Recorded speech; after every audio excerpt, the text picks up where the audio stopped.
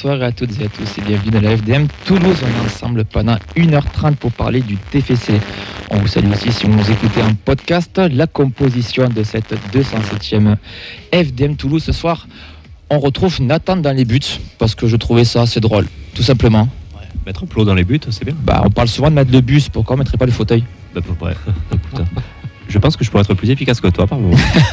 C'est une balle perdue, mais écoute, je sais pas trop quoi répondre. Ouais, non, mais balle perdue, ça me connaît bien. Si vous m'avez vu jouer sur les SMT de Cugno. Tu les retrouves jamais. Ouais. Exactement. À côté, en défense, Fred, pareil, on l'a vu sur un match et après il a disparu. Comment ça va?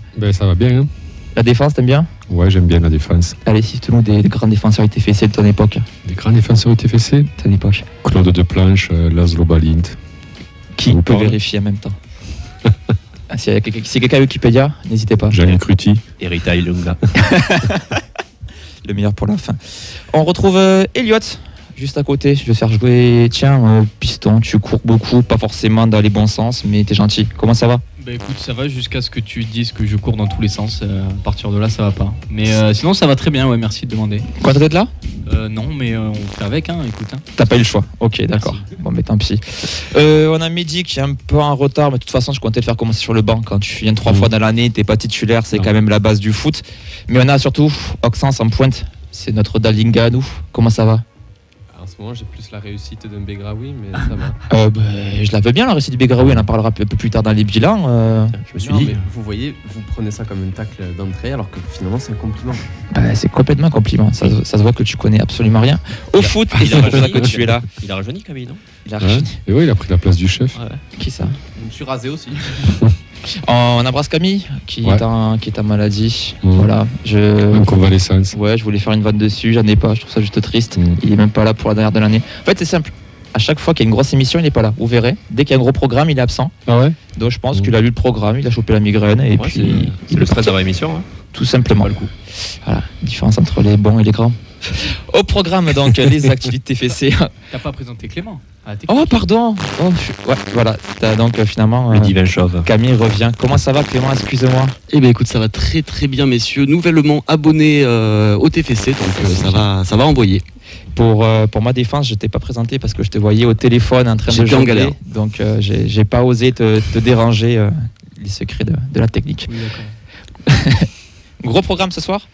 On commencera avec un point sur les abonnements avec les NVDRS, peut-être qu'ils nous diront ce que ça veut dire, je sais pas. On fera un grand retour sur l'interview de Damien Comoli sur la conférence de presse qu'il a tenue aujourd'hui même au Stadium. On fera le bilan des prêtés aussi, donc les résultats de l'Académie des féminines. Gros retour sur Monaco TFC vécu ensemble depuis le Danus. On fera le bilan de la saison avec le joueur de la saison, la recrue, la révélation, la déception. Spoiler, apparemment, Oxens a dit que c'était les Graoui. Tu laisses sur réfléchir à danger. On terminera avec un entretien exceptionnel avec Anthony Rouault que nous avons eu la chance d'enregistrer au Stadium la semaine dernière. Vous pouvez donc réagir en lien sur Twitter avec l'hashtag FDM Toulouse, sur le compte FDM Foot, sur la vidéo sur Facebook Live, sur notre page et sur Radio Occitania, aussi en live Twitch et aussi sur le compte Instagram. On a mis des petits sondages justement par rapport à vos différents joueurs de la saison, les différentes questions qu'on abordera. Vous pouvez aussi appeler au 05 61 80 40 40 pour réagir en direct. Et c'est parti pour cette 207e émission. La frappe de l'anglais. Rissi le buteur. Rissi le buteur. Et ouais, là c'est vraiment à propos. Il faudra qu'on récupère le.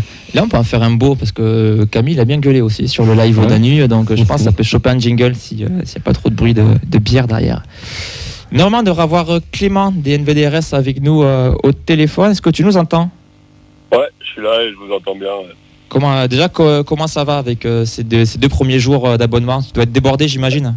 Ouais, c'est assez chargé, mais bon, on va dire que c'est des problèmes de riches, donc on est content de le faire, même si c'est compliqué. C'est compliqué à gérer, mais bon, si c'est pour remplir le stadium, on est preneur.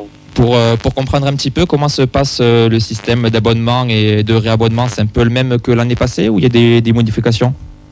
Alors au niveau réabonnement, c'est un peu pareil. Donc ceux qui étaient abonnés avec nous l'an dernier ont juste à adhérer sur notre lien Helloasso en prenant le tarif réabonnement LVDRS. Et donc d'ici quelques jours, ils pourront finaliser leur commande sur la billetterie du TFC. Pour ceux qui étaient abonnés par le TPC l'an dernier qui veulent passer avec nous, c'est pareil, il y a un tarif spécial sur Hello Asso.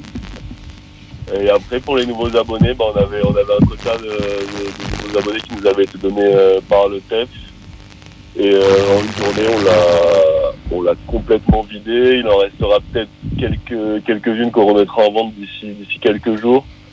Une fois qu'on aura traité toutes les adhésions qu'on a eues depuis hier matin, parce que il y a pas mal de gens qui remplissent pas forcément bien les formulaires, etc. Donc on a pris une petite marge et on remettra peut-être des places en vente fin de semaine ou semaine prochaine. Il en restera très très peu, donc il faudra être très réactif si jamais on en remet. Vous attendiez à un tel engouement aussi vite? Alors un tel engouement, nous quand on a parlé avec le club du Virage Brice 100% abonné, on était convaincus que ça allait le faire et que le Virage Brice serait 100% abonné. Après aussi vite, pour rigoler, hier matin quand on a lancé, on s'est dit on verra ce soir si on est à 1000 adhésions. Au final, en 12 heures, hier à 23h, on avait déjà 2000 adhésions et donc on avait vidé notre quota de 1000 nouveaux abonnés. Donc non, on s'attendait pas à que ça aille aussi vite, c'est incroyable ce qui se passe, mais bon, c'est dans la lignée de la folie de ces derniers mois et de ces dernières années. Tu sais si ce phénomène il est surtout pour les NVDRS ou c'est aussi le cas pour les autres assos de supporters? Je sais pas du tout par rapport aux autres assos de supporters comment ça se passe. Je pense qu'il y a quand même un gros engouement autour du Virage Brice. Après j'ai vu que le Virage Rombo il a quasiment plus de place et je crois qu'ils en ont gardé beaucoup pour les clubs de foot ou un truc comme ça. Non, j'ai pas eu de retour des autres groupes de supporters. Pour se donner une idée là, c'est votre combien de bénévoles pour gérer cette campagne d'abonnement? Franchement, je la gère tout seul pour l'instant parce que on va dire que c'est difficile de diviser le travail entre plusieurs personnes sur un truc aussi pointu et complexe. Donc je préfère gérer ça seul et après il y a plein d'autres trucs à organiser pour préparer la saison prochaine, donc je laisse les autres gérer ça en parallèle. D'accord, donc les gens soyez indulgents, il est tout seul. C'est mon numéro personnel qu'il y a sur les réseaux sociaux, donc je dors la nuit, je travaille la journée. T'as une deadline là? Tu dois tout traiter en un temps imparti par le club ou t'as quand même peu de temps pour gérer ça? Alors le temps il n'est pas imparti par le club, mais on s'était fixé de donner la possibilité aux gens de s'abonner 3 jours après s'être carté chez nous. Je sais pas si on va pouvoir le tenir parce qu'on s'attendait vraiment pas quand même à avoir 2000 adhésions en une journée. Donc il n'y a pas de temps imparti. Après, nous, on va dire que c'est un gros rush, mais je préfère entre guillemets en chier pendant une semaine que ça s'étale tout l'été comme l'an dernier. Je pense que dans une semaine, c'est incroyable à dire, mais notre campagne d'adhésion et d'abonnement elle sera quasi clôturée et on pourra se concentrer sur autre chose, quoi. Ouais, Clément, tu peux nous rappeler l'intérêt de passer par les Indians pour s'abonner? Ouais, bien sûr. Déjà, même s'il n'y a plus de nouvel abonnement possible, il y a un tarif préférentiel en s'abonnant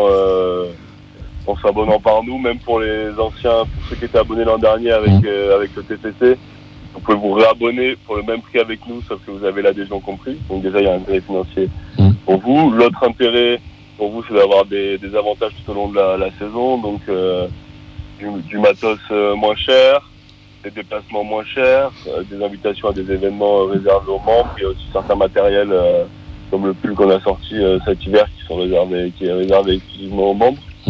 Et puis plus globalement, ça permet par votre cotisation donc de 20 € qui est pour nous de participer donc à toutes les animations qu'on va faire l'an prochain en Virage Brice. Et voilà, on sort d'une grosse année et on compte bien en faire une encore plus grosse l'an prochain avec nos 30 ans qui arrivent en plus en fin de saison, en fin d'année. Parfait, merci beaucoup d'avoir pris le temps entre toutes tes sollicitations de présenter la campagne d'abonnement des NVDRS. Bon courage, j'allais te dire bonnes vacances, mais c'est pas pour tout de suite. C'est bientôt. Allez, et à très bientôt au stadium alors. Merci. Allez, bonne soirée. Ouais, salut Clément. Salut. Alors, pour être complet, donc il est aussi possible de s'abonner directement via le club, même s'il y a de moins en moins de places. Je crois que le virage Brice, virage jeune, virage famille, c'est complet. Donc là, les seules solutions pour ces coins-là, c'est donc voir avec les autres groupes de supporters, comme la Curva Ouest, l'association des supporters, les Visca Tolosa. Donc il y a différents avantages, le parc Forza Viola qui inclut d'autres avantages, puis surtout c'est aussi le fait de soutenir une association. Et ça aussi c'est assez important. Et on l'a très bien vu pour les Indians, vu le nombre de tifos cette année. C'est quand même un moment important pour les supporters, la campagne de Réabo, quoi. Mais surtout que... Toi, rapidement, qui s'est abonné ici? Moi. Toi aussi? Bon, on est deux. Clément, nouvel abonné? Nouvel abonné, absolument. Elliot? Nouvel abonné aussi. Maxence? On attend la confirmation des Indians. Ouais, mais bon, oui, ça devrait le faire. Normalement, ça va marcher, mais... C'est bien parti. Je suis un abonné du cœur. Oui, voilà, t'es avec nous. Non, mais j'aimerais bien prendre l'adhésion avec les Indians, tu vois, ça peut financer des tifos. C'est pour le geste, tu vois, comme je... Elle est de 20 €, et après c'est participation libre, donc et c'est vrai, n'hésitez pas. Hein. Pour la symbolique, je rappelle que les PMR, ils peuvent pas s'abonner, les personnes fauteuil roulant. Donc pour la symbolique, de se sentir vraiment dans une communauté d'abonnés, au moins me carter chez les Indians, tu vois, pour le geste et pour... si ça peut financer les tifos, c'est cool. C'est sûr que là, c'est quand même une campagne éclair. Les autres années, on se rappelle, ça prenait plus de temps. On avait aussi même plus de temps pour se réabonner. Je me rappelle des fois de m'être réabonné peut-être fin juin, début juillet. Là, on est... Ça va casser des records historiques, quoi. Bah, j'en parle à Fred, moi j'ai regardé hier soir, il restait 150 places, donc je me suis précipité sur la mienne, bien entendu. Bah, tant mieux. Ouais, c'est bien. Normalement, ça garantit un minimum d'ambiance sur la saison. Imaginez ça il y a 3 ans. À ce même moment de l'année, fin de saison 2020, on n'aurait pas imaginé que ça se batte pour avoir des abonnements.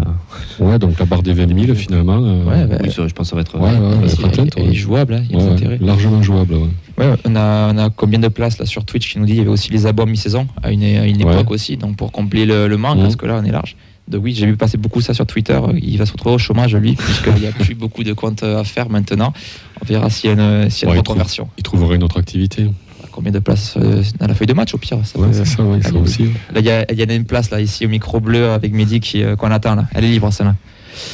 On va passer aux sélectionnés, parce qu'on est en fin de saison pour les clubs, mais il y a aussi encore des compétitions européennes, et il y a aussi donc, des matchs internationaux. Nathan, tu nous fais un petit bilan? Bien sûr. Donc on a Denis Genreau qui est de retour avec l'Australie pour un amical face à l'Argentine le 15 juin. Denis Vangenou, voilà, c'était un petit message personnel. Chaibi est convoqué avec l'Algérie qui jouera contre l'Ouganda pour les sélections pour la CAN et un amical contre la Tunisie. Abouklal est sélectionné avec le Maroc, match contre le Cap-Vert et l'Afrique du Sud. Logan Costa de son côté, lui, il sera du groupe avec le Cap-Vert. Contre le Maroc, Le Maroc, j'essaie de lire les notes, le Marco. Contre le Burkina Faso, et on retrouve Mabadi Bangré et d'autres devraient suivre avec les matchs amicaux de fin de saison. Et on n'oublie pas Dalinga qui disputera l'Euro Espoir à la fin du mois, tout comme Kamanzi avec la Norvège. Avec les jeunes, on passe aux jeunes. Donc Mathis Niflor, il perd en finale de l'Euro U17 contre l'Allemagne. Il n'a pas joué du tournoi, mais était le gardien remplaçant. Donc on le félicite. C'est toujours bien une sélection quand même. Ah bah oui. Et Ilyes Sarraj a disputé le premier match du festival de Toulon avec l'équipe de France U18 contre l'Arabie Saoudite, terminé sur un 2-2 et une défaite au tir au but. Donc il rate un tir au but un peu plus tôt dans la séance. Il a joué toute la rencontre piste en gauche dans un 3-4-3. Prochain match de poule contre le Venezuela et le Costa Rica. Merci Nathan et merci d'avoir déchiffré entre les fautes. J'apprendrai à me relire.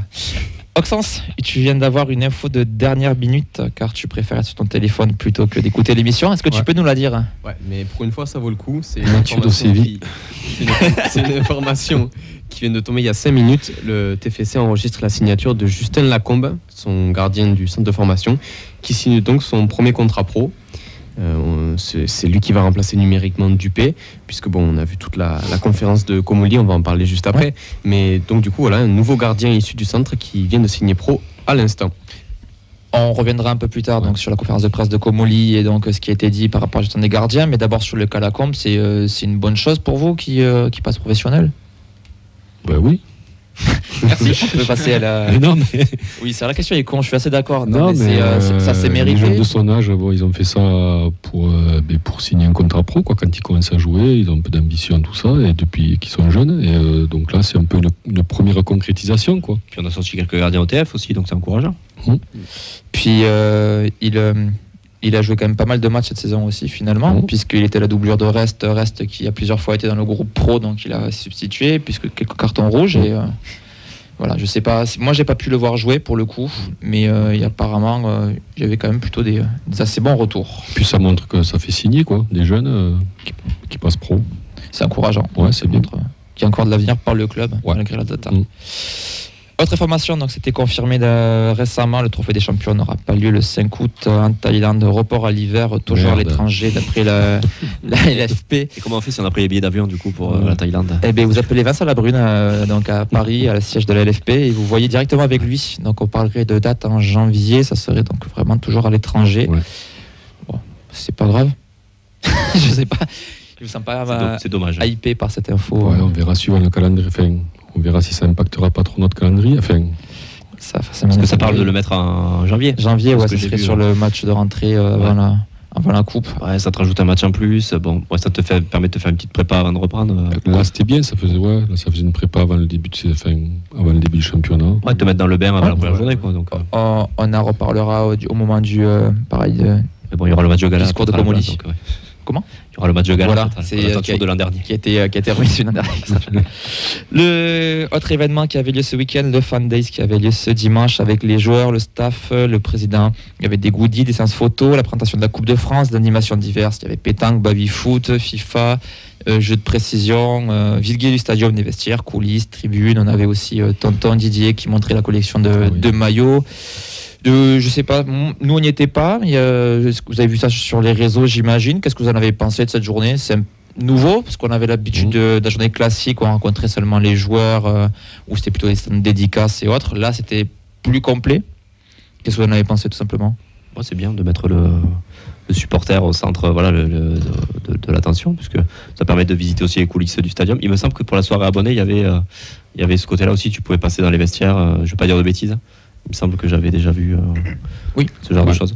Donc c'est bien, après ça fait partager c'est la journée ou l'après-midi, je sais plus, mais c'est l'après-midi là. L'après-midi, ça fait partager une après-midi avec les joueurs. Moi ça, c'est pas que ça m'intéressait pas forcément, donc c'est pour ça que j'y suis pas allé, mais je trouve que c'est bien aussi pour fidéliser, pour la reconnaissance des supporters qui ont poussé toute la saison aussi, pour fidéliser, mine de rien, parce que quand tu proposes des animations comme ça aussi, c'est dans le but de fidéliser, que le club paraisse aussi sympa, attractif, convivial. Convivial. Donc c'est bien, c'est une bonne initiative. Bonne initiative. Après, bon, j'ai pas forcément plus d'avis que ça dessus, mais ouais, c'est cool. Maxence ? Ouais, moi j'y étais pas non plus, mais c'est vrai que j'ai un avis. Oui, c'est pour ça. J'ai vu 2-3 trucs tourner sur les réseaux et c'est vrai que ça avait l'air chouette quand même. Les réseaux. Ouais, malheureusement. Et donc je me mets à la place de Warren Kamanzi, de Vincent Serrault, et je me dis que c'est quand même le meilleur moyen de découvrir de manière un peu plus personnelle les fans, parce qu'on on les voit toujours parqués derrière des bâches, derrière des tribunes. Le mot m'échappe. Des grillages, ouais. Des barbelés. Voilà, tous les ultras sont encagés. Et là, le fait de pouvoir arriver et de te dire, tiens, je vais taper un baby-foot, un FIFA avec les fans, c'est cool pour tout le monde. Et puis même eux, je suis sûr que c'est quand même mieux que de passer toute la journée assis à signer des photos et repartir, quoi. Donc c'est quand même un truc qui a dû plaire à tout le monde. Ouais. Puis on a vu le niveau du coach Montagnier au baby-foot. Ouais. C'est pas déconnant. Non, il est bon quand même. Taquine. Ouais, il est bon. Non, c'est une journée, ça fait un petit peu kermesse de fin d'année. Voilà, quoi, ça. C'est bien pour les jeunes, les très jeunes, ils font des photos. Les couples, ils font des photos devant la coupe.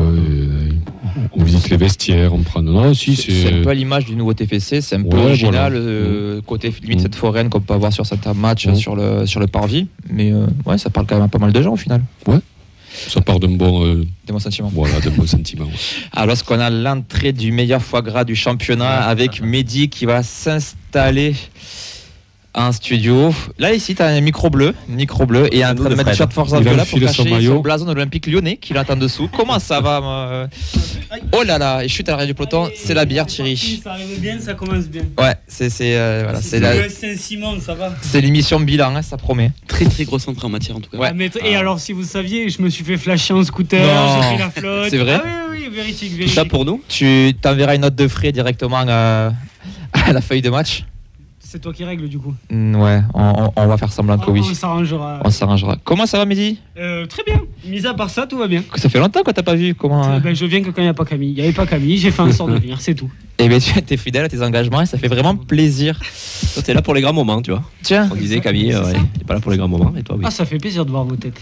Ouais. Ça faisait un moment. je sais pas si t'as écouté sur le scooter pendant que tu te faisais flasher, mais on parlait du Fan Day. T'as un avis dessus ou on passe à autre chose? C'était très bien pour les gens. Moi, j'y suis pas allé. Voilà, je pense qu'il y a des gens qui ont aimé. C'était pas forcément pour nous. Et puis voilà, c'est tout. Merci.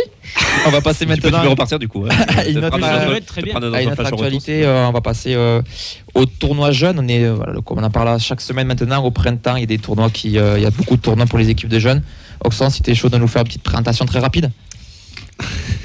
Alors, Toulouse a remporté le plus grand tournoi U10 d'Europe le week-end dernier. C'était l'Euro Poussin. C'était il n'y a pas longtemps pour toi, ça. Vas-y, enchaîne. J'ai failli sélectionner. En poule, ils battent Le Havre, Saint-Malo, Niort et Budapest. Ils battent ensuite le Servette Genève en 8e, Liverpool en quart, coucou Elliot, Nice en demi et la Juventus en finale. Du côté des U11, ils s'imposent eux aussi dans le tournoi international de la Risk Cup 2023 au tir au but face au FC Porto.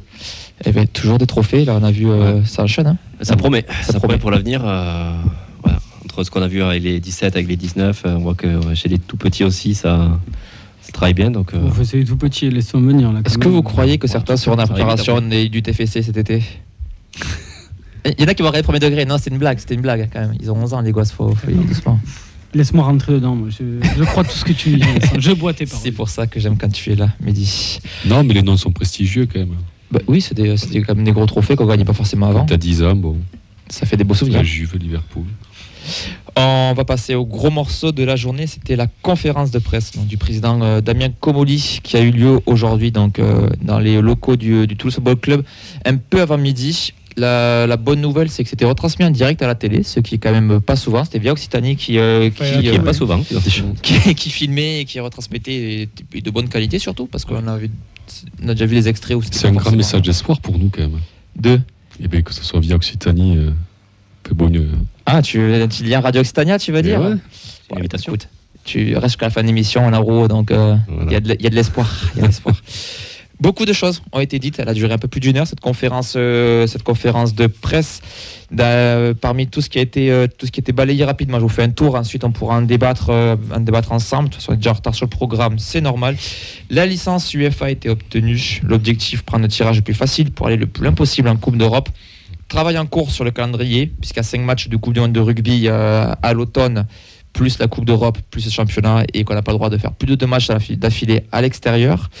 On a pris la signature donc, de César Gelabert. L'objectif de compenser les départs, plus de recrues. Hogg qui passerait gardien numéro 1 avec reste en 1 bis. Un gardien supplémentaire pour la rotation. Peut-être que c'est Justin Lacombe ou c'est un autre gardien qui arrivera. Il a une prolongation de contrat sur la table. C'est à lui de voir.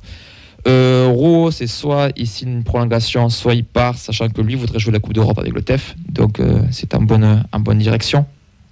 Signature imminente d'un directeur du recrutement pour remplacer McFarland qui est parti au printemps, ce qui vient de Première Ligue. La personne est actuellement en contrat dans un club de Première Ligue. C'est peut-être lui qui revient. Hein. C'est Marc Farland qui revient. La blague serait exceptionnelle. C'est un quiz là que tu nous fais, non? Oui. En vrai, il a donné beaucoup d'indices, Comolli. Je pense qu'il joue vraiment au quiz parce qu'il a dit ancien coach, ancien analyste vidéo, en place dans un bon club de Première Ligue. Normalement, si on fouille un peu, le nom doit pouvoir se trouver, mais de toute façon, ça sera annoncé dans la semaine. Sur les joueurs, donc Ratao en bonne sortie. Idem pour Fleming, Sana, Himmer, Rapnoe, Cerber qui sont prier de trouver une porte de sortie. Bangré, Begraoui, c'est des prix qui sont réussis. Ils devraient avoir leur chance à voir l'évolution de Skita par rapport à la blessure. On a pris aussi la blessure de Zanden aussi. tout comme Fleming qui est actuellement blessé. C'est aussi pour ça qu'il ne jouait pas récemment. Dans ce qui est sorti comme information après match amical contre Montpellier à Béziers, je m'étais noté la date, évidemment je l'ai perdue, je vais vous la retrouver de suite, c'est donc le samedi 15 juillet, ça sera donc à Sauclière, le stade de Béziers. Il y aura un stage en Autriche, comme il a dit, il y aura des adversaires européens pour les matchs amicaux, vu que le TFC est devenu un peu bankable du fait d'être qualifié en Europe, tout simplement. Si tu joues le FC Vaduz, c'est au Liechtenstein, c'est européen. Hein. Ouais, tu me fais beaucoup rêver là. Ça te dit de partir toi et moi en scooter jusqu'en Autriche pour aller voir un match amical? Si on va à Vaduz, on va voir le TF en amical en Autriche. Et donc il y aura un match de gala au Stadium le 5 août pour remplacer le trophée des champions. Et ça c'est aussi une bonne nouvelle. Pour terminer, il y aura aussi donc dernier année de contrat pour Montagnier, donc pas de renouvellement prévu, on en reviendra là aussi dessus. Il a parlé aussi sans langue de bois sur les polémiques du maillot arc-en-ciel, les problèmes sur l'Europa League, sur les travaux qui sont en cours et à venir. Voilà, pour commencer, est-ce que le président vous a rassuré? Je te vois, Maxence, que tu voulais réagir. Non, moi je voulais revenir 2 secondes sur le stage en Autriche. Ça faisait plusieurs années que le TEF partait en Catalogne. Est-ce que c'est fini pour cette année ou pas? De quoi? Le fameux stage en Catalogne. Ben, peut-être. Faut bien évoluer un petit peu. Ils ont changé. T'as eu Luchon à une époque, t'as eu la Catalogne. Là, ça m'étonnerait qu'ils fassent quand même Catalogne et Autriche en même temps. Donc, vu que ça n'a pas été confirmé, ça n'a pas été. C'est pas très clair, donc par curiosité, quoi. Parce que pour être honnête avec vous, je suis à côté. Donc ça serait dommage de rater ça, quoi. Je pense que tu n'auras pas droit là. Je pense que ça va être 100% Autriche là. Là, les vacances à la plage à Saint-Sébastien, ça sera pas 2 fois, malheureusement. On va tirer à la plage à Vienne, c'est bien aussi. C'est sympa, ouais. Vienne plage, très sympa, Vienne plage. Ouais. C'est comme Paris, mais les rats en moins peut-être. Pas sûr. Je serais pas si sûr. C'est une grande ville quand même. Bah, vous me direz, vous irez, vous serez correspondant à la feuille de match à Vienne. Ça vous dit? Allez. Les bières sont pas chères, ça m'intéresse quelqu'un. Ouais. Donc, sur le fond, vous voulez revenir sur quoi? Parce qu'il y a eu beaucoup de choses qui ont été brassées en 1 heure. Il a pris la parole une bonne demi-heure. Il y a eu une bonne demi-heure de questions-réponses. Moi, ce que je te propose, c'est qu'on refait une émission la semaine prochaine. Comme ça me laisse le temps de la voir correctement. Je t'ai fait un résumé pour toi. J'ai pensé à toi. Je t'ai fait très bien. Heureusement. Est-ce qu'il vous déjà sur la question de la Coupe d'Europe, est-ce qu'il vous a rassuré, le président? Bah oui, puisqu'on attendait quand même la réponse, non? Ouais. Moi, ça me rassure parce que, on va dire, il avance jamais sans être sûr. Ça fait 3 ans où il est quand même très mesuré aussi dans ses prises de parole. Et quand il avance des choses, il nous a jamais fait miroiter des choses, quoi. Donc ça, c'est pour ça que j'ai envie de lui faire confiance. Et ça a l'air d'être bien parti, quoi. Quand il dit qu'il a pris contact avec l'UEFA, qu'il a obtenu la licence UEFA, c'est rassurant. On avait quand même des questions parce que autant de Redbird, on n'a pas eu trop de prise de parole de Redbird par rapport à l'Europe. Bon, en même temps, on les a pas trop entendus depuis 3 ans. Comoli, après la coupe, c'était peut-être dans l'euphorie, il avait dit je m'engage à être en Europe. On l'avait pas trop entendu depuis. Là, au moins, ça vient clarifier les choses. Donc, je pense que tout est quand même dans les règles et tout est parti pour jouer l'Europe, quoi. Fred, tu veux réagir? Sur l'Europe? Ou sur autre chose, hein? Non, sur l'Europe. C'est à la carte, là. Il dit il fait le point, quoi. Donc il dit qu'on a eu la licence UEFA, qu'il a pris contact normalement avec les instances pour voir comment est le club, comment est le stade, comment. Voilà, apparemment, c'est même validé. Voilà. Comment on peut accueillir des équipes, comment on peut les gérer, les supporters, parce qu'il y aura des supporters à gérer. Il y aura un accueil de supporters étrangers à gérer. Oui, parler du cas de pas Francfort, forcément facile. Exemple, qui viennent et après, je pense que non, ça en est là, mais il y a quand même un règlement, ouais. Il y a quand même l'article 5, je crois. C'est ce que je souligne Chocolatine 31 000 sur Twitch, le fait qu'il n'a absolument pas abordé le nœud du problème, qui est la multipropriété. C'est que ça doit être un cours de, pour lui, discussion, quoi. Il le dit que c'est clair. C'est que ça a été bossé en amont. Comme le Mercato. Comme le Mercato, mais non, mais comme dans d'autres clubs où c'est déjà arrivé, dans le groupe Red Bull. Ouais. Sur le Mercato, il a dit qu'il continuerait à nous surprendre, à faire signer des joueurs qu'on n'attendait absolument pas. Là aussi, confiance absolue. Ouais. Après ce qui s'est passé, difficile de ne pas lui faire confiance, quoi, parce que ça fait 3 ans où c'est quand même quasiment systématiquement des réussites. Surtout quand il nous fait revenir Manu Garcia, quoi. Ouais, ça te fait pas ça vraiment Manu Garcia, ce Gelabert? Non, mais c'est juste parce qu'il est espagnol et qu'il a l'air d'être un peu technique. C'est juste ça. J'en sais rien du tout. J'ai jamais joué, donc je ne saurais pas vous dire. Non, il a eu un discours ambitieux, moi je trouve quand même. tout le long, moi j'ai trouvé que c'était assez ambitieux, quoi. On sent qu'ils ne s'attendaient pas forcément à grandir aussi vite, que la Coupe d'Europe arrive si vite, mais que ça s'adapte au fur et à mesure. En même temps, il y a Parce qu'ils tellement peu s'étaient de monde laissés qui travaille bien en France que dès que tu travailles bien, tu montes vite. Ouais. Mais je pense qu'ils s'étaient laissés peut-être Même si on progresse. 2-3 saisons en plus pour attraper l'Europe. Là, ça vient vraiment d'un coup. Et on sent que voilà, ça les a pris de court, mais ça a l'air bien géré aussi. Donc, laissons faire le temps. Et je suis assez. On tarde de voir la suite quand même. Du côté des départs. Attends, on va pas parler aussi de départ et même machin. Hog numéro 1. Oui. Voilà, ça c'est la grosse info. Donc, Hog numéro 1. Ça a fait débat déjà entre nous par message en amont de l'émission. Moi personnellement, je trouvais ça assez logique dans le plan Comoli, Redbird. Puis il arrive un bis l'an dernier, donc je pense qu'ils avaient déjà recruté, enfin ils avaient déjà anticipé que ça pouvait être un potentiel titulaire en puissance, un peu comme Dalinga avec qui il est devant. Donc c'était pour faire la doublure. Après, on l'a très peu vu. Au final, on l'a vu sur 6 matchs. Dupé, pareil. Au début, on était un peu dubitatif sur Dupé. On se disait, au final, est-ce qu'il va avoir les épaules pour la Ligue 1 ? Il nous a fait mentir. Moi, j'aimerais bien le voir vraiment dans la peau d'un titulaire indiscutable. On l'a vu sur les matchs de coupe. Il n'a pas fait d'énormes erreurs. En fait, il a été très peu en vue au final, Hog. On l'avait vu en prépa, donc. C'est pas un signe.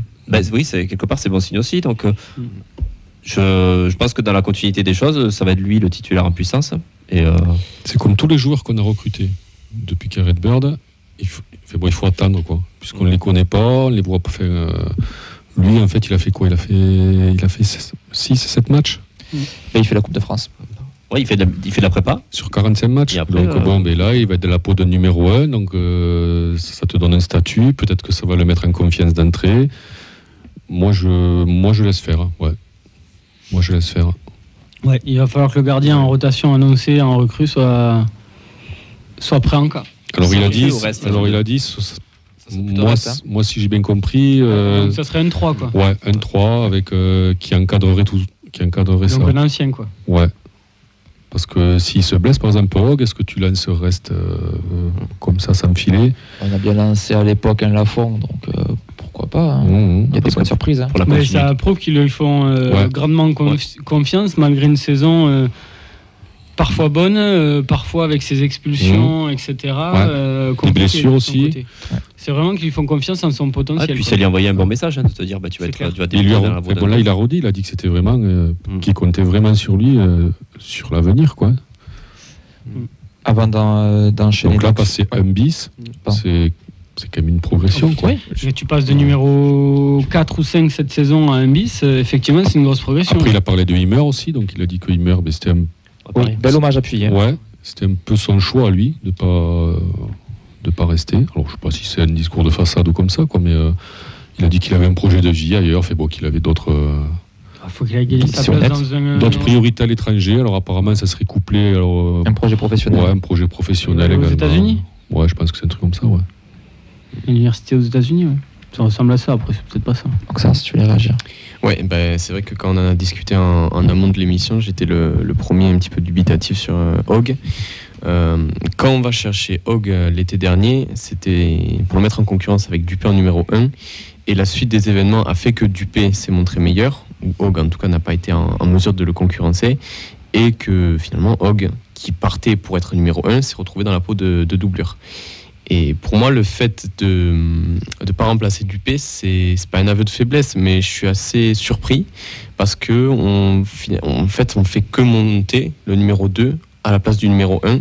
Et vu les performances du TEF, je pense que sportivement et même financièrement, on aurait pu aller chercher un gardien numéro 1, un gardien titulaire en Belgique. Il peut s'affirmer. En fait, demande à Carasso, quand il est revenu de blessure, que Mandanda a pris sa place, c'est le 2 qui est monté. Enfin voilà, le poste de gardien, c'est quand même très spécifique parce que il faut de la confiance. Il s'est adapté cette saison.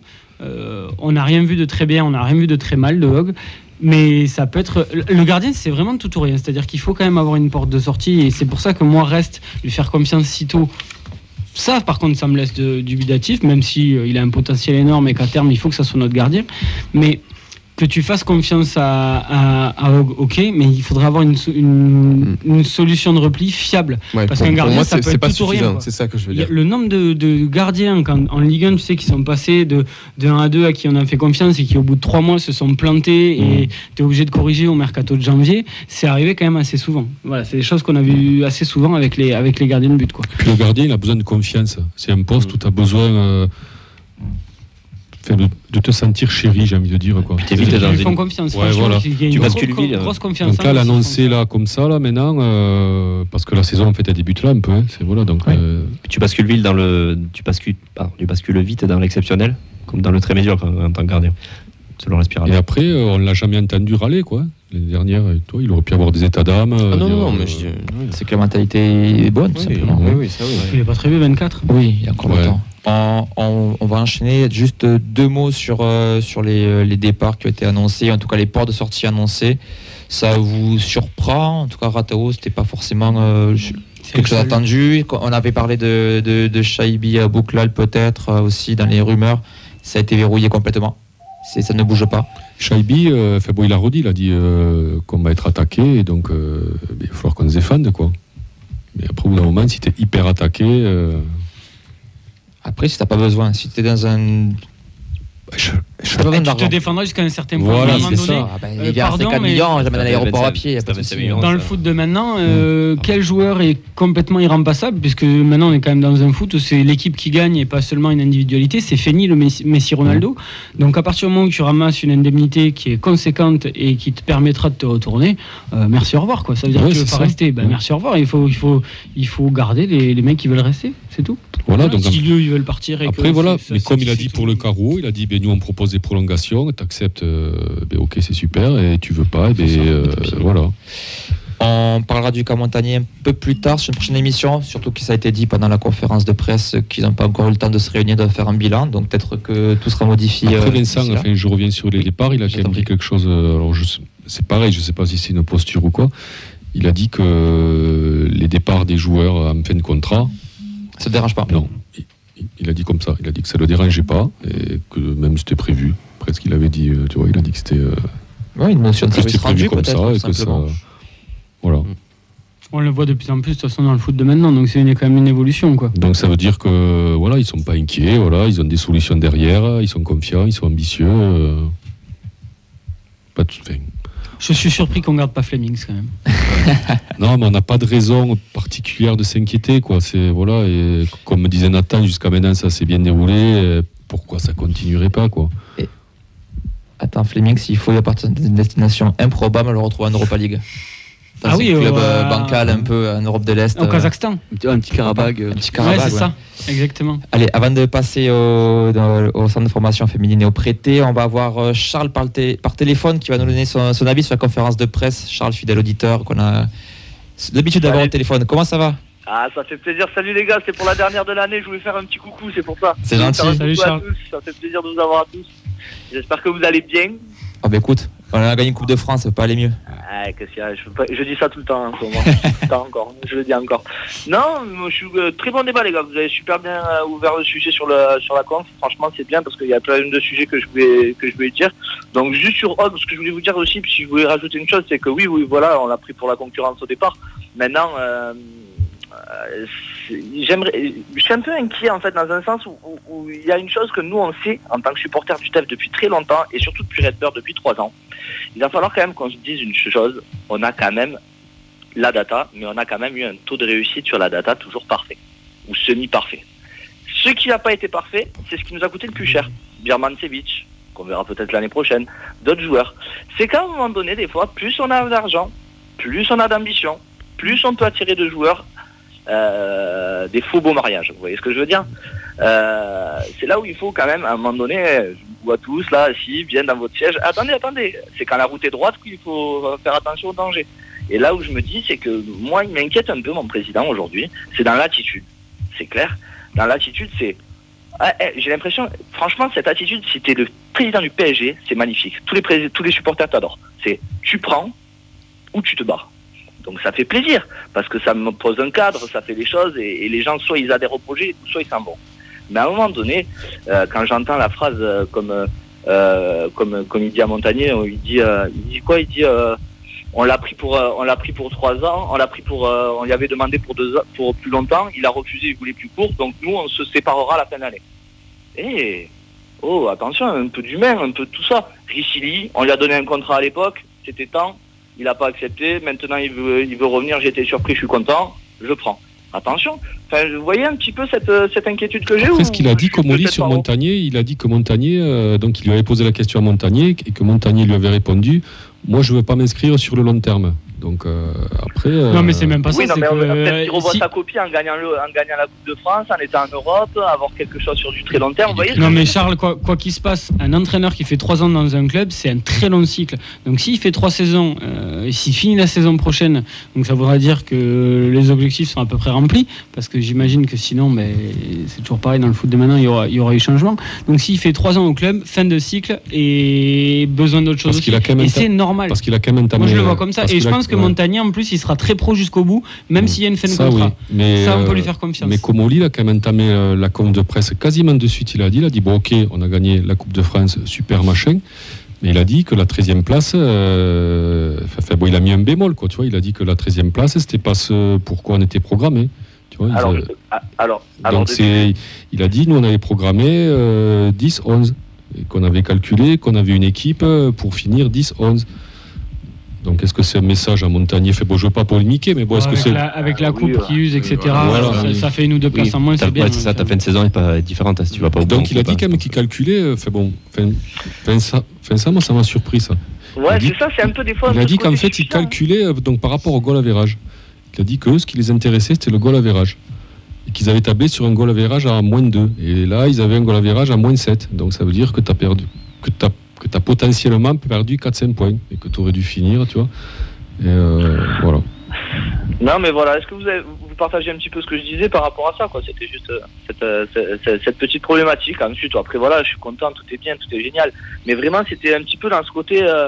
on va quand même se séparer de 80% de notre 11. Hog en 1 pour commencer la saison, ok. Un joueur, notre nouveau Trero qui arrive. Vous voyez ce que je veux dire? Non, Manu Garcia. Vu la chevelure et le c'est Manu Garcia. Après, c'est arrivé il y a 2 ans, Charles. Tu sais, quand on perd Adli, on perd Koné.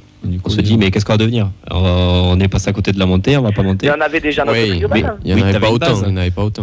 Oui, mais bien sûr, mais après, moi, j'étais un peu inquiet, tu vois Koné partir, tu vois ton socle du milieu de terrain où c'était quand même, ça te poussait vers le haut. Et voilà, je pense que tout est très bien géré pour le moment dans le club. Forcément, là, on se dit, il y a la Coupe d'Europe en plus. Le championnat, c'est la saison de la confirmation. Il ne faut pas oublier qu'on est promu aussi. Donc, c'est toujours compliqué aussi pour un promu, la seconde saison, de se pérenniser dans le... Toujours la plus dure. Ouais, dans le... Là, eux, ils ont prévu le haut du tableau directement. Se pérenniser en Ligue 1, c'est déjà bien.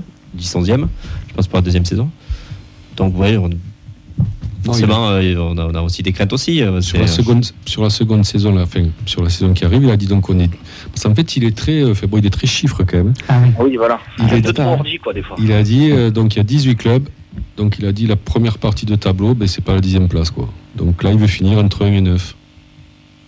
C'est logique dans l'ambition aussi. Ouais, non, c'est ça. Il pose des trucs. Moi, je pense pas que ça soit dénoué du main derrière, parce que. Moi, j'ai pas dit ça. Hein. C'est moi qui le dis. J'ai un peu peur, moi, des fois. Ouais, mais je comprends tout à fait. Mais je comprends qu'on puisse avoir cette impression. L'ordinateur a décidé que le salaire c'était tant. L'ordinateur a décidé que ça. Très bien. Je sais pas si c'est l'ordinateur sur les salaires. Si, je pense qu'ils font avec les ordinateurs, qui se donnent une marge. Mais que la marge elle est pas assez grande. Je pense qu'il y a les investisseurs quand même. Bon, je pense qu'il y a un cadre au départ. Mais il faut pas perdre d'argent. Voilà. C'est tout. Voilà. Charles, pour terminer, parce qu'il va falloir qu'on enchaîne. Écoutez, félicitations encore pour votre émission. Oh, c'est gentil. Ça fait toujours plaisir et merci tout le monde. Je retiens pas tout le temps à chaque fois les prénoms, mais un jour j'aimerais bien être avec vous, ça me fera plaisir. Quand tu passes sur Toulouse, n'hésite pas. Hein. Écoutez, avec grand plaisir les gars, avec grand plaisir. Et puis allez le test et profitons et vivons un super été en se faisant tous les replays de la saison. Quoi. Et en allant voir les matchs amicaux en Autriche. Ouais, tu seras du côté de Béziers, tu seras pas dans le coin à Béziers? Ouais, c'est ce que je fais chaque année. Je vais faire Montpellier, les 4 mi-temps là que je vois à Béziers, voilà, à Montpellier. Eh ben on va tenter ça, de se croiser là-bas. Et je me régale. Écoutez, profitez, merci encore les gars, à presto, à bientôt. Merci à Ciao, toi, merci. bonne soirée, ciao. Allez, on va quant à nous enchaîner. Je pense qu'on pouvait faire une émission complète sur la conférence de presse. Il y en a tellement, mais bon, faut bien s'occuper pendant l'été parce qu'il n'y aura plus trop de foot, donc on pourra polémiquer tous ensemble. Sincèrement, il y a du débat sur différents points, puis il y aura des choses qui se confirmeront avec le temps. On va passer au retour du centre de formation des féminines et des prêtés.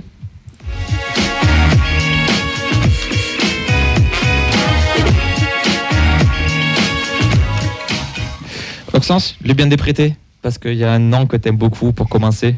Voilà, de suite, qu'est-ce que je dise après? Yanis Begraoui, qui va sûrement être dans le groupe la saison prochaine.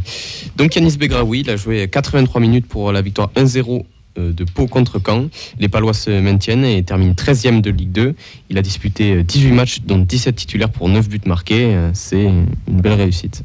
Tu peux le redire, s'il te plaît? Toi, t'as eu du mal à le dire quand même. C'est une belle réussite. Elliot, expert réseaux sociaux, est-ce que tu pourras faire un clip de ce moment-là? Ouais, bien sûr, diffusé plusieurs fois. Ouais. Il est expert de quelque chose, lui? Bah ouais. N'oubliez pas que j'ai le maillot. Je suis son fan de première heure. Oui, par obligation. D'ailleurs, qui c'est qui a mis le des Girondins de Bordeaux là maintenant? Je crois que c'est Nathan. Bon anniversaire, Nathan. Tu l'as pas amené? Comment? Je l'ai offert à un ami, c'était son anniversaire aussi, il tourne. Voilà, pour la petite je l'ai histoire. gardé. Pour la petite histoire, le maillot que Camille a reçu dans des Girondins de Bordeaux pour son anniversaire, Nathan l'a reçu pour son anniversaire lui aussi. Voilà. C'est un maillot qui tourne. C'est un maillot qui tourne. Ouais. Méfiez-vous les prochains. En parlant de... Je sais pas, j'ai pas de transition, mais... Comme Flemings, t'as pas de transition. Exactement, merci. Junior Flemings. Junior Flemings, on a entendu la conférence de presse, il est blessé. Son bilan à Niort, il est loin d'être reluisant puisqu'on a 8 petits matchs pour une moyenne sous l'heure de jeu avec un seul petit but inscrit. Il est blessé. Il est blessé depuis 3 mois. Non, c'est lui qui est blessé depuis 3 mois. Non, c'est Zanden, je crois. Non, lui, une blessure qui serait pour 3 mois aussi, de ce que j'ai compris aussi dans la conférence de presse. Mais c'était pas clair. Je sais pas qu'être nul, c'est une blessure. C'est gratuit. C'est une blessure diplomatique, on va dire. Oui, c'est possible aussi. Ensuite, qui c'est qu'on a? Après, on a Mamadi Bangré qui nous a fait un match de folie pour le nul 3-3 chez la Lanterne Rouge Niort, justement, où il a fait marquer Khalidou Sidibé, l'ancien milieu du TEF. C'est la 5e passe D de sa saison. Et puis ensuite, il a planté un doublé pour porter son total à 9 buts en 37 matchs, dont 22 titularisations. Il est l'un des acteurs de la belle 11e place de QRM qui termine à 1 point du top 10. Et on le rappelle, il va revenir au TEF cet été. Samsana, il a participé à la victoire 2-1 de Laval à Amiens qui lui permet de se sauver in extremis. Il était titulaire, il a joué 54 minutes, mais amoindri par les blessures. Il dispute tout de même 21 matchs, dont 17 titulaires, avec un but marqué. La pépite Skita. La pépite Skita, elle est toujours sur le brancard. Il était à 8 matchs, donc 4 titulaires, pour 52 buts. Là, oui, je pense qu'il y a il y a une erreur. Je pense qu'il y a un problème sur le script. Le 5 et le 2 sont Ou proches. Ou alors tu l'aimes beaucoup. Tu essayes de le vendre. Sacré stade quand même, 52 buts en 8 matchs. J'ai vu le replay beaucoup de fois, je crois. Donc 2 buts, c'est ça? Ouais, exactement. Nos Erasmus, comment vont-ils? Et on termine avec les 2 Erasmus. Ils ont perdu à la maison contre le Eibar 1918. Est-ce que tu peux prononcer le chiffre en bulgare, s'il te plaît? Non. D'accord. Server marque le but du 1-1 et sort à l'heure de jeu sur son seul but de la saison. Rapnouille est entré à la 85e. Il termine 2e de cette phase de play-down et se maintiennent. Rapnouille a joué 25 matchs et Serber 15 matchs. 15 matchs, pardon, et Serber 24. Là, c'est tes yeux qui ont fait une faute, c'est pas moi. Je dyscalculie. Nathan, on va passer à la N3. Ouais. Messieurs, on a eu des bonnes nouvelles cette saison, entre l'équipe Fagnon. Mais malheureusement, désillusion totale pour la réserve qui a cru à la montée jusque dans les arrêts de jeu. Toulouse devait gagner à Montpellier et Béziers ne pas gagner contre Balma. Donc le scénario est fou à Balma qui mène à l'extérieur et Toulouse qui est mené à 0. Bonota égalise à la 21e, mais ce n'est pas suffisant. L'attaquant double la mise à la 53e et dans le même temps, Béziers égalise. Mais Toulouse monte pour le moment, du coup, avec ces résultats-là. Ils marqueront le 3-1 par Ngako en toute fin de partie, mais Béziers obtient un pénalty dans les arrêts de jeu qui transforme. Béziers monte, Toulouse termine 2e et Balma descend. Donc belle saison quand même du TFC, une progression par rapport à l'an passé. Donc ça fait quelques saisons où ça tournait quand même dans les 5 premiers pour la réserve. Donc voilà, c'est dommage. C'est dommage de s'arrêter là, surtout à la dernière journée et surtout à l'avant-dernière journée aussi où tu prends un but à la 96e. Donc c'est encore plus rageant quoi aussi de louper la montée sur ces faits de jeu là quoi. On aura le temps de revenir sur la N3 sur les prochaines émissions parce qu'il y aura sûrement des joueurs qui ne seront pas conservés, d'autres signatures, peut-être aussi des ascensions des U17 ou 19 et voilà, surtout on verra aussi quels joueurs seront retenus pour la préparation de l'avant-saison avec les pros, et peut-être pourquoi pas le retour du groupe élite. Les féminines rapidement, donc dernier match de la saison pour la R1, ça sera donc la finale de Coupe d'Occitanie avec la réserve du TFC qui participera. Donc ce sera contre la réserve de Montpellier. Le match aura lieu à Cahors, au complexe sportif Pierre Hibert, dimanche 11 juin à 14h. Bonne chance aux filles donc de Jérémy Sylvestre. La semaine prochaine, nous vous diffuserons une émission spéciale section féminine du TFC. C'était Jérémy. D'accord, mais j'étais pas au courant que vous étiez avec Jérémy. D'accord. Ah oui. Ah mince, on aurait dû citer ton nom. Écoute, tu as envoyé un SMS. Vous avez pu me le dire, merci, c'est gentil. Je ne suis pas en rien. T'as qu'à suivre les messages sur la conversation, sans déconner. C'était juste pour te faire chier. Le gars il bosse pas et encore il engueule les autres. Ah bah oui. Tu as fait un sénateur, toi, fais attention.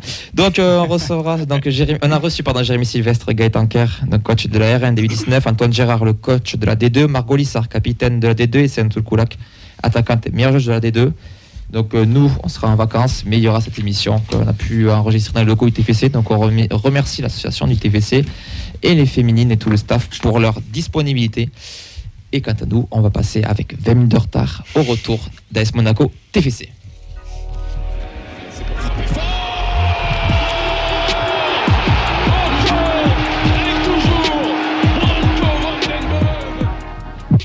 Oxen, je vais te lancer sur ce retour de match. Tu as un challenge, il faut que ça soit fait en une petite dizaine de minutes. Juste pour commencer, on va saluer et remercier le bar du Danube à Toulouse, donc, chez qui on a pu vivre sur l'année 2023 pas mal de matchs à l'extérieur.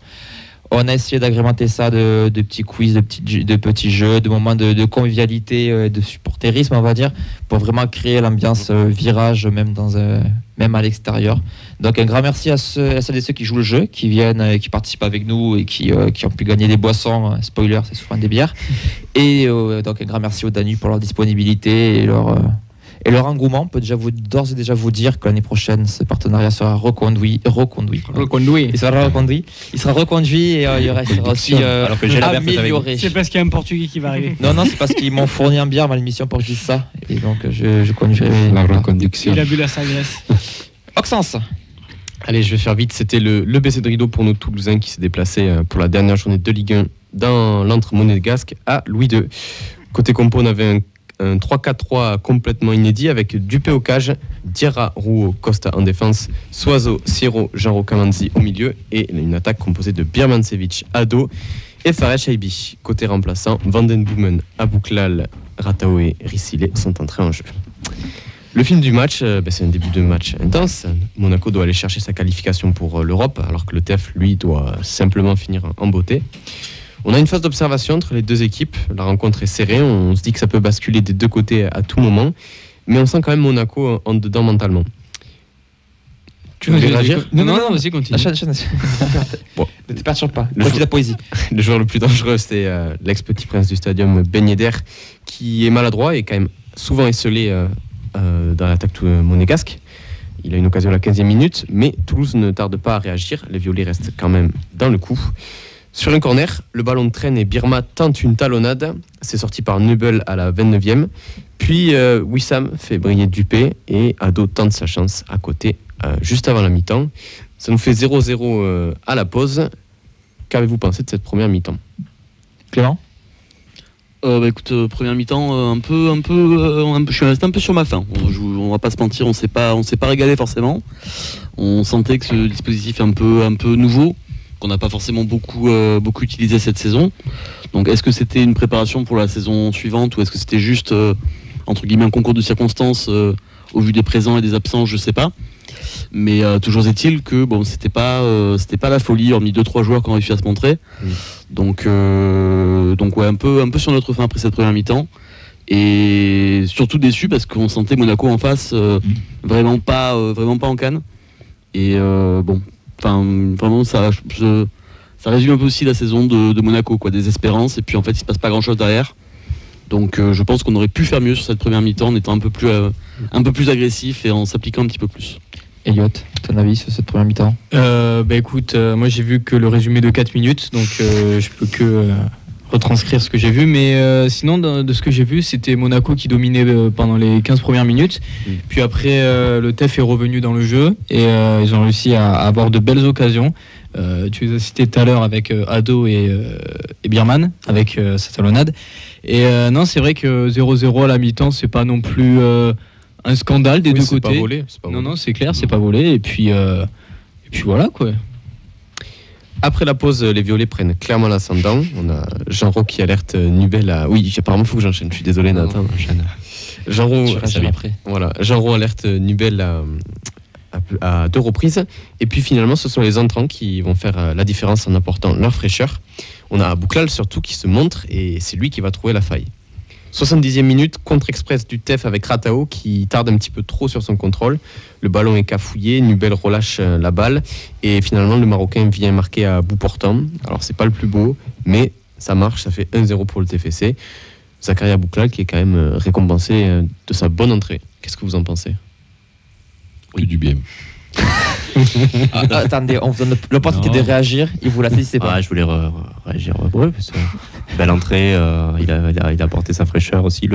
L'apport du banc a été intéressant en fin de match, quoi, mais ça vient concrétiser aussi tout le travail en amont qui a été fait par l'équipe qui a bien fatigué cette équipe de Monaco. Et forcément, dès que tu fais rentrer des joueurs remuants, des joueurs de profondeur, et des bons joueurs. Et des bons joueurs, oui. Et pourtant, malgré un sauvetage de Costa, le Rocher va revenir dans la partie. On a Dupé qui arrête une tête d'Embolo, mais forcément, Ben Yedder rôde. L'ancien Toulousain égalise et c'est à ce moment-là que Monaco commence un petit peu à s'énerver. On a Magnès Akliouche qui vient d'entrer, qui trouve le poteau. Dupé qui sort un ballon qui le décale à peine sur le poteau, mais ça suffit. Et puis, c'est l'heure de la belle histoire de ce multiplex. On a le King Ricili qui fait son grand retour en Ligue 1 à la 87e minute. Et 7 minutes plus tard, l'Anglais place une frappe vicieuse qui fait mouche. Ça fait 2-1 à la dernière seconde. Scénario magique, on en rêvait tous. Et ça s'est passé, quoi. Il y a Mehdi qui doit faire la célébration de l'idée actuellement. Vous ne le voyez pas sur caméra, mais il se met torse nu. Il prend un carton jaune, bien évidemment. Vas-y, attends, tu peux enchaîner, excuse-moi de t'avoir coupé. Non. On va se faire censurer après. Non, c'était écrit, c'est beau. On avait envie de ça, quoi. Enfin, pas de voir Mehdi torse nu, mais de voir il est marqué. On était tous, on l'a vu rentrer. Déjà, on avait les larmes aux yeux en le voyant rentrer. Et puis là, forcément, son but à la fin, c'est magnifique. Puis c'est un joueur, on a envie de vibrer avec lui, quoi. C'est attachant. C'est le chouchou, tout simplement. Et puis rien que pour ça, moi, avoir un mec comme ça dans l'effectif, c'est peut-être pas le plus fort techniquement, mais moi c'est vraiment quand il était arrivé à l'époque, quand il a joué ses premiers matchs, quoi. Il allait te faire du repli défensif, il te mettait des tacles, des bons tacles à l'anglaise. Là, il se bat sur le ballon. C'est un joueur, il joue avec le cœur, quoi. Il compense sa technique des fois qui est pas forcément la plus reconnue en Ligue 1 par son abnégation. Donc forcément, super content de le voir marquer, quoi. Pour moi, ça restera un des regrets de la saison. C'est qu'on n'ait pas pu le voir sur une saison entière en Ligue 1. Moi, j'aurais aimé voir ce que ça donne sur une saison. C'est clair, parce qu'au début de saison, il était pas mal quand même. Il avait prouvé de belles choses et puis après, il s'est blessé. Et c'est dommage. Hein. Ouais, en attendant sa prolongation, le TEF termine sa super saison sur une bonne note. Il bat un nouveau membre du top 6, après Rennes. Dupé et Van den Boomen font leurs vrais adieux, en attendant peut-être les autres. Monaco est privé d'Europe, ça a même coûté la tête à son entraîneur, Philippe Clément. Le TEF termine 13e de Ligue 1 avec 48 points. Et pour retrouver le championnat, il faudra attendre la mi-août. Voilà pour ce match, les entrants ont pesé. On passe au top flop. Ouais, vos top, vos flops, messieurs. Le changement tactique 3-4-3 que j'ai bien aimé. J'ai bien aimé parce qu'on récupère assez haut le ballon. Dans les projections vers l'avant, je trouve qu'il y avait du nombre. D'où le fait qu'un Birman a été plutôt bon, je trouve, dans ce match. Il repiquait beaucoup dans l'axe. Et après, en seconde mi-temps, ça a été récompensé par, je pense par le fait que ça ait ce schéma tactique quand même déstabilisé Monaco. Donc je dirais le schéma tactique dans le coup de cœur. Voilà. Et des joueurs peut-être? Fred n'est pas motivé du tout. Si, non, mais je laisse le. Non, mais Virmancevic a vraiment été bon. Oui, parce que attends, j'ai pas vu l'interview, j'ai pas vu le match en intégralité. Le touriste. Ah ouais, le vrai touriste. Non, racontez-moi, Virmancevic a été bon. Non, honnêtement, si tu me dis ça, on a eu le débat. Ouais, c'est le match, je l'ai trouvé le plus complet, moi. Et c'est surtout qu'ils prennent du volume, lui. C'est surtout le match de championnat où il était titulaire, quoi. Il disait intrinsèquement c'est un bon joueur. Ah bah oui. Là, extrinsèquement, on a vu que ça pouvait être un bon joueur. D'ailleurs, si vous faire un petit jeu sur le live, vous pouvez compter le nombre de fois où Camille a dit le mot intrinsèquement. Ouais, c'était. Non, mais c'est vrai, dans ses prises de balles, on a vu qu'il y avait du ballon. J'ai même trouvé ça un peu surprenant de le voir sortir, ouais, c'est ce que je voulais dire. De pas voir sortir Chalby par exemple, qui pour moi quand même passé à côté de son match dans les grandes largeurs, quoi. Donc c'était un peu décevant. Je pense que sur ce match-là, il avait là en jambes, on aurait peut-être pu le laisser jouer jusqu'au bout, voir ce que ça aurait pu donner, quoi. Non, mais il y avait eu un débat, alors je sais plus à quel moment, au tiers de saison, là où on disait on n'a pas de banc, les remplaçants, zéro, machin. Et finalement, là tu te déplaces à Monaco avec une équipe beaucoup de inédite. Ouais, beaucoup de remplaçants. Et Monaco jouait un truc, quoi. Alors même s'ils sont en crise, un peu des touristes là aussi. Non, mais c'est quand même c'était un match pour eux qui était important, quoi. Tu pouvais accrocher l'Europe, quoi. Ah, c'était pas flagrant que c'était important pour eux. Et finalement, ça fait le taf, quoi. Donc c'est bien. Puis on en avait besoin, quoi. On n'avait pas gagné en plus. Ça faisait un moment qu'on n'avait pas gagné. Et puis ça lance des joueurs, je sais pas, l'année prochaine, je pense que Kamandi, ça va jouer un peu plus. Jean-Ro, là t'en as deux au milieu, après oui. Suazo, pareil, donc ça va s'installer complètement. Chaibi, on verra. Et Birman, peut-être que c'est le déclic. La vraie recrue, elle est là, quoi. Vos flops sur ce match, si on a fait le tour des tops pour vous. Le fait, pardon, vas-y. Non, vas-y. Le fait que l'arbitre ait pas mis rouge sur le tacle là sur Suazo. Ouais. C'était super violent et il aurait mérité un rouge, Aguilar. C'est qui, c'est Aguilar, non? Oui, c'est Aguilar. Ouais, c'est un ancien club en plus, quel lointain. Et le fait aussi que l'arbitre siffle pas penalty, parce qu'il y avait quand même 10 fois pénaux, je pense. Oui, c'est un fait de jeu aussi. C'est vrai que vitesse réelle, même au ralenti, c'est pas le péno le plus déconnant de la terre, quoi. S'il peut te siffler. Après, personnellement, je trouve que c'est pas scandale dans les deux cas. Je veux dire, tu le siffles, c'est pas un scandale, il siffle pas, c'est pas un scandale non plus. Tu en as gagné, donc.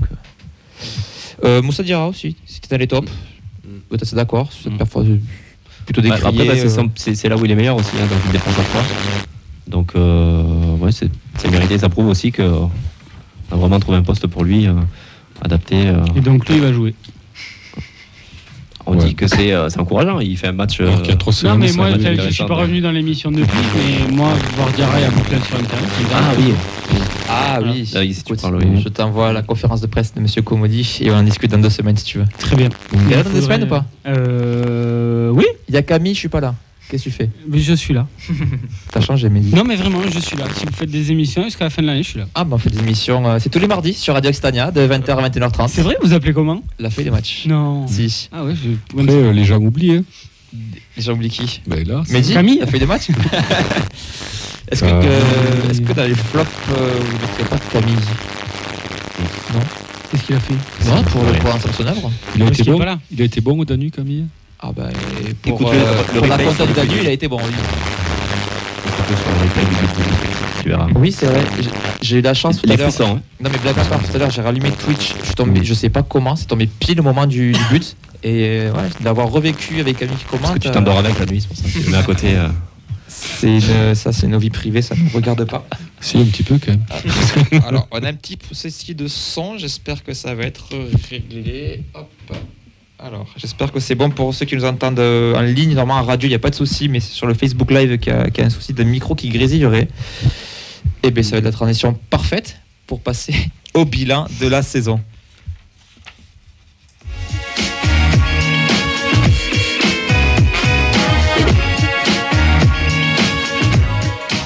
Désolé l'ami Non, Clément, mais je t'ai balancé ça. pardon, mais t'es un salaud. Tu lui parles d'un grésillement, donc il essaie de modifier le truc et tu lui demandes de lancer un jingle derrière. Pour meubler, ça s'appelle du meublage, mais je l'ai lancé tellement mal qu'on aurait dit une relance de Flemings. Le pauvre, vraiment, c'est sa fête. Autant tu lances mal les jingles, autant tu enchaînes bien, tu rattrapes bien derrière. Ça. Merci. Le bilan de la saison. On va vraiment se concentrer sur la Ligue 1 parce que je ne sais pas si vous le savez, on a déjà gagné la Coupe de France, on en a parlé à plusieurs reprises. Le TFC termine cette saison 13e avec 46 points. Sur les 10 dernières années, avec un tel chiffre, on jouait plutôt la 11e place, donc c'est comptablement intéressant. Le top 10 il est à 7 points, la descente elle est à 13 points, donc on est quand même plus proche du haut que du bas. 10e attaque avec 51 buts, 13e défense avec 57 buts encaissés, on est quand même proche aussi de ce top 10, il y a quelques buts d'écart. 14e bilan à domicile, 6 victoires, 6 nuls, 7 défaites. 11e bilan à l'extérieur, 7 victoires, 3 nuls, 9 défaites. Sur le plan des individuels, Dalinga, meilleur buteur du club avec 12 buts, c'est le 15e meilleur buteur de Ligue 1. C'est aussi une saison prolifique pour la Ligue 1 parce qu'on a connu des années où on avait un Savidan qui a 12 buts et était limite meilleur buteur. 15, le plus faible, je crois que c'était Paoletta 15. Ouais, donc c'est quand même de certaines perspectives, c'est intéressant. Dépasse la barre des verts. Abouklal, 10 buts. On a aussi Ratao, Shaibi, Branco à 5 buts, Bichat 4 buts, Ilea, Dospirin, Roux à 2 buts et Dessler à 1 but. Donc on a quand même beaucoup de joueurs différents qui ont marqué, c'est assez intéressant. Branco, 7e meilleur passeur de Ligue 1 avec 8 passes décisives. Shaibi est à 6 buts. Très rapidement, messieurs, question, est-ce que la saison de Ligue 1 pour vous est réussie? Clément, juste oui ou non? Oui, mais. Nathan? Plutôt oui. Fred? Oui. Elliot? Si je dis non, je me fais frapper ou pas? Non. Ben oui. Mehdi? Oui, mais. Oxens? Complètement. Ok, je donne la parole à Clément et Mehdi pour le oui mais. Bah, alors oui, globalement elle est réussie, mais je trouve que sur la fin de saison, il y avait peut-être mieux à faire. Et je pense qu'il y avait un peu mieux à chercher que cette 13e place. Beaucoup de matchs nuls que je pense on avait les moyens de gagner. C'est notamment contre quelques équipes plus faibles que nous. Et il faudra améliorer ça pour, je pense, l'an prochain, parce que c'est des matchs qu'on doit gagner pour beaucoup. Et je pense qu'en se sortant un peu plus les doigts en fait, cette fin de saison, on peut finir 11e, 12e. C'est pas énorme, mais... Mehdi? Le bilan à domicile. Le bilan à domicile. Tu n'es que 14e équipe à domicile, alors que c'est censé... c'est toujours pareil, quand tu vises un début de saison, tu te dis que à domicile, forteresse imprudable, machin, etc., que tu vises un bon bilan, tu n'es que 14e à domicile, je pense que c'est moyen, quoi. Voilà, c'est pas catastrophique, mais c'est moyen. C'est juste moyen et moi, que si on regarde juste les chiffres, à mon avis, ça, il va falloir le corriger et augmenter le nombre de points pris à domicile pour justement viser ce qu'on souhaite, c'est-à-dire le top 9. Surtout avec un public aussi fervent à domicile. Messieurs, sur la fin de saison notamment, là, ça fait combien? 3 mois sans victoire à domicile? 2 mois? Oui, c'est ça. En Ligue 1, quelque chose comme ça. La coupe ça de fait France long quand même. Mais ça coïncide avec le fait justement où on commençait un peu à croire à la coupe. Ouais. Oui, mais donc, bon, t'as gagné les matchs à l'extérieur, quoi. J'ai une question de Bernard sur le Facebook Live qui répond un petit peu à tout ça. C'est combien en septembre penser à une 13e place? Ça, c'est bien, par contre.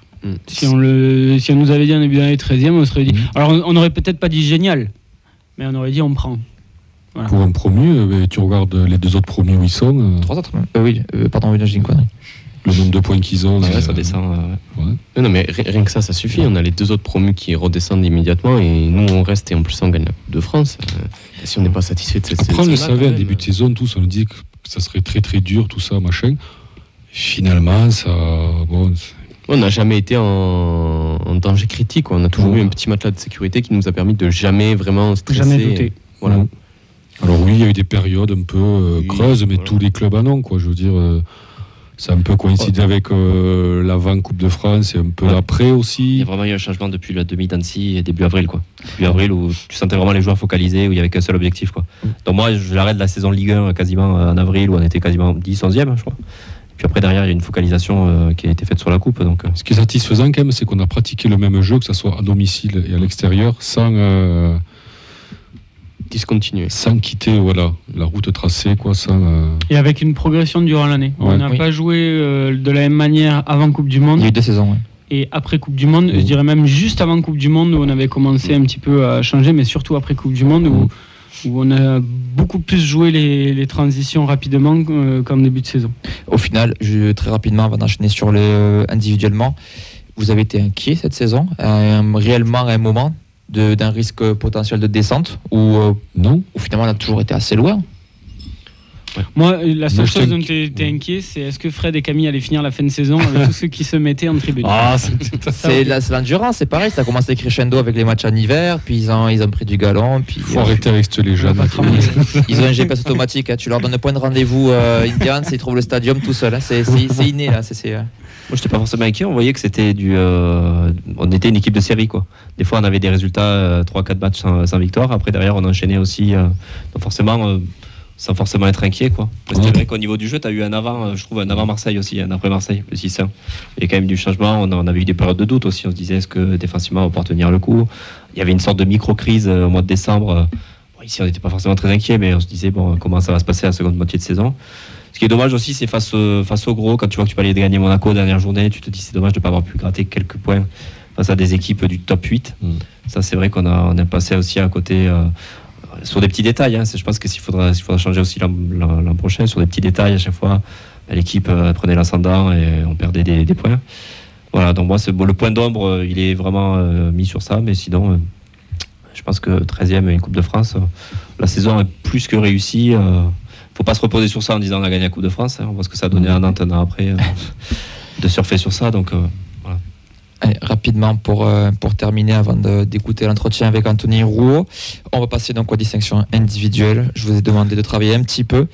On va commencer avec le joueur de la saison. Chacun votre tour. Clément, tu veux commencer? Moi, je ne vais pas être original. C'est Branco pour moi. Voilà. On voit la différence quand il est là, quand il n'est pas là. Spearings. Tu peux dire 2 mots dessus. Tu as le droit de dire 2 mots dessus. C'est bien, gars. Non, Spearings, parce que joueur de l'ombre, joueur le plus régulier. Voilà, toujours là dans les moments. Voilà, c'est pas celui qu'on voit le plus dans le match, mais ça va être le plus difficile à remplacer pour la saison prochaine. Fred? Ouais, pareil, Spearings. Tu copies même le texte de ton copain? Non, parce que oui, quasiment, parce que c'est lui. Bref, c'est un putain de joueur, quoi, quand même. Non, mais c'est. Il a tout dit. C'est quand même un joueur qui est hyper important. Oui, un joueur de l'ombre, sous-côté, mais au final, en fin de saison, on parle de toi. Là, on en parle. Non, c'est un très très bon joueur là, qu'on a eu la chance d'avoir ces 3 dernières années. Quoi. Elliot? Comme on dit, j'ai mes 203, donc je les suis. Il n'y a vraiment pas besoin d'argumenter dessus. C'est la même que, voilà. Mehdi? Moi, je l'ai déjà donné tout à l'heure, et c'était le même. Hein. C'était Spearings. Maxence? Bon, moi, je me range à l'avis général. Stein Spearings. La confirmation, parce que juste sur les 3 recrues, même si on ne parle pas juste de la saison, le plus régulier sur les 3 saisons, c'est lui, puisqu'on se rappelle que Branco n'était pas forcément titulaire la première année. Donc ça a été vraiment un métronome sur les 3 ans qu'il a passé chez nous, et franchement ça va être très dur de remplacer l'abattage qu'il avait, et tous les ballons qu'il grattait, le caractère qu'il avait, sa capacité à faire les petites fautes qui vont bien pour couper le jeu, son caractère, tout ça, quoi. Et puis même s'il n'était pas forcément tout le temps parfait, notamment dans le jeu long, où c'est une petite faiblesse, il va nous manquer. Franchement, lui, il va nous manquer. Alors, on a Camille depuis son lit d'hôpital au bord de l'agonie qui nous a quand même fait son bord travail. de la piscine, je crois que tu avais dit. Il nous a cité Spearing. Et donc pour lui, c'est le maître de l'équilibre de ce 11. Sans lui, pas sûr que VDB brille autant. Il fait une énorme saison et j'espère que ça lui ouvrira les portes d'un grand club. Il sera dur à remplacer. On va passer à la recrue de la saison. Pour toi, Clément. Encore une fois, je vais faire dans le pas original. Pour moi, c'est Dalinga. Hein, s'il nous a porté avec ses buts, que ce soit en Ligue 1 et en Coupe de France. Attends. J'ai fait sur les 2 mercatos, moi j'ai dit recrue été Dalinga, recrue hiver Kamanzi. J'aurais pu dire Soiseau, mais Soiseau il a une période de creux, Kamanzi j'ai trouvé beaucoup plus régulier. Fred? Moi j'étais parti, alors le critère sportif pur, donc la recrue de la saison pour moi fait bosser à Bouclal. Mais après il y a l'histoire du maillot, ça vient de ternir, mais bon. Sur le sportif? Sur le sportif, moi c'est à Bouclal. C'est un très très bon joueur, quoi. Franchement, je trouve qu'il a fait une très très belle première saison, quoi. Mais il y a cette histoire, de jusqu'au 15 mai à Bouclal, quoi. Ouais, et après, Dalinga, derrière, qui arrive juste. C'était pas évident pour Dalinga. Il arrivait quand même avec un petit statut, là, 40 buts en une saison, tout ça, machin. Il a eu du mal à s'adapter. Il a commencé à être critiqué, l'ombre de Hilly, tout ça. Et finalement, il fait une belle saison, 12 buts en D1. C'est pas donné à tous les clubs d'avoir un buteur à 12 buts, quoi. Ouais, c'est ça. Ouais. Je le mets dans les tops maintenant, quoi. Surtout qu'à mi-saison, c'était un peu la persona non grata. On pleurait Hilly. C'est ça, ouais. Ouais. Et puis tu sens que ça va devenir il y a du mental, quoi. Un grand joueur, quoi, je pense. Ouais. Elliot. Je pense que personne n'a le même que moi, mais je vais dire Dalinga. Non, mais statistiquement, c'est le meilleur buteur du club. Il a prouvé que c'était un bon buteur. Et puis, hop, ça s'arrête là. Toi, t'es efficace et j'aime beaucoup. Mehdi ? Comme il dit. Un peu les mêmes raisons que Fred pour Abouklal. Voilà, vous avez compris ce que j'en pensais. Par contre, contrairement à Nathan, moi je mets Soiseau. Parce que il a remplacé Silla qui commençait à être un peu chouchou, etc. Et puis même quoi.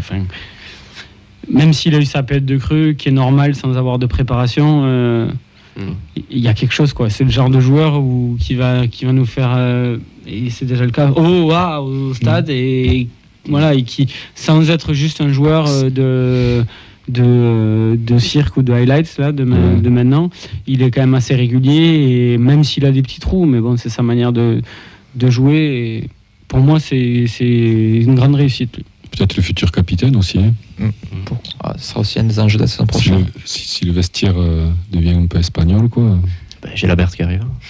C'est grâce à Gabi. On peut avoir. Maxence, c'est pas terminé. Moi, je garde Dalinga pour toutes les raisons que vous avez précédemment énoncées. Et c'est vrai que pour avoir eu la chance de faire une photo avec lui il n'y a pas très longtemps, je m'étais pas rendu... Non mais... Il est grand. Il est grand, il est beau. Non, mais c'est vrai que pour l'avoir eu en face, c'est un sacré molosse. Hein. C'est un beau bébé, comme on dit. Ouais, voilà. Il est très costaud et c'est là que je me suis rendu compte que pour les défenseurs adverses, c'était peut-être pas facile de le contenir, quoi. Il doit facilement faire 1m90, un truc comme ça. Donc il est solide. Lui aussi, je pense qu'on va être attaqué là sur le mercato là, sur lui. Il y a une bonne cote, je pense. Ouais. Je suis pas sûr. Pour Camille aussi, c'était Dalinga, donc la recrue de la saison. On va enchaîner. On s'en fout, il connaît rien, Camille. Exactement, on l'embrasse ou pas. Là, on va enchaîner la révélation de la saison pour toi, Clément. La révélation, encore une fois, sous l'autel de l'originalité, Fares Chaibi. Nathan. Pareil. Fred. Chaibi. Et j'aurais bien rajouté. Vas-y. Ouais, j'aurais bien rajouté Costa quand même. Elliot. Soiseau. Mehdi. En fait, le seul mec qui était là l'année dernière et qui a vraiment augmenté son niveau, c'est Chaibi. Donc c'est compliqué de mettre quelqu'un d'autre. Maxence. Justement, moi, pour pas dire Chaibi, j'aurais bien aimé mettre Warren Kamanzi, que je trouve très très intéressant depuis son arrivée. C'est vraiment un joueur qui, je pense, a un QI footballistique au-dessus de la moyenne. Et je suis persuadé que lui, par exemple, c'est vraiment une très très bonne recrue d'Ata. Je vais vous donner l'avis de Camille qui est intéressant puisqu'il tranche un peu avec le reste. Il a dit j'hésitais entre Dupé et Chaibi. Chaibi, c'est l'évidence car personne ne l'a vu venir avant la prépa estivale et il aurait pu être aussi la recrue de la saison, recrutement interne. Mais j'ai envie de mettre Dupé aussi car il a fait une belle saison et on pensait qu'il n'aurait pas le niveau. Il a franchi un palier, nous a sauvé des points et a progressé toute la saison. Pour terminer en beauté sur une note toujours positive, parce que ça aussi la feuille des matchs, on va passer à vos déceptions ou votre déception parce qu'on n'aime pas le mot flop ici. Clément, ta déception de la saison? Je vais employer carrément le mot flop. Vas-y. Tant pis. Alors je sais qu'on l'a pas beaucoup vu, mais c'est Saïd Amoulic. Autant sur et en dehors du terrain, il a fait parler de lui, pas toujours en bien. Et on l'a payé 2,5 millions, donc voilà, ça fait un peu mal pour le bilan. Oui. Nathan, je vais le mettre dedans parce que moi j'attendais pas grand chose de lui de base, donc je l'ai pas mis dans les déceptions. Donc oui. C'est qui la déception? Les bancs de 2,5 millions, c'est des déceptions, quoi. Je sais pas. J'aurais pensé à Birman, pour pas être original, où par rapport au niveau rentabilité et apport sur le terrain, c'était un peu c'est pas ce qu'on attendait, quoi. Sinon après Ado aussi, on a une déception dans le sens où c'est un joueur que j'aime bien aussi, mais on sent que c'est un joueur qui est en confiance et tu profites qui je pense a atteint son seuil et qui pourra pas aller moi je pense qu'il est encore sous la semelle. J'espère, hein. Mais malheureusement c'est pour ça que j'ai été déçu de sa saison, même si c'est pas le pire, quoi. Fred. Moi, Zanden. Elliot. Parce que quand il est arrivé, j'attendais. Bolo Zanden. Ouais. Non, j'attendais, un jeune là qui arrive.